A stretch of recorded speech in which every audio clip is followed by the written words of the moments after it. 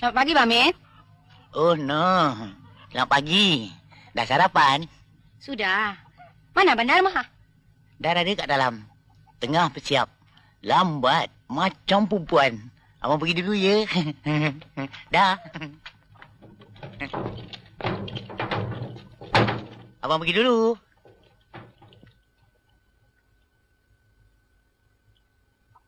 Nolia, itu di Bang Dharma. Selamat pagi, Bang Dharma. Handsome lah Bang Dharma pagi ni. Macam pirate nampak. Pirate Pulau Otak kau. Kenapa mata Bang Dharma tu? Kenapa kau kata?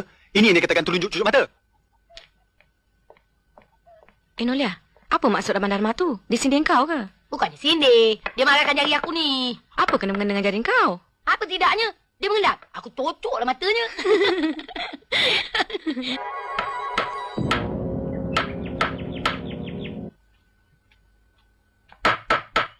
Hai bang, ada apa-apa ke? Ada, kenal ni. Marah pak? Mata kau buta, tak nampak. Orang banyak kerja ni. Penat tau. Saya gurau-gurau aja bang. Ingat, lain kali jangan pelik. Baik bang. Bang, bang. Bang, mari ikut saya pergi pasar. Bang, saya balik dulu bang. Dekat tak bang? Alamak, seorang bini aku. Tak boleh tengok orang senang sikit.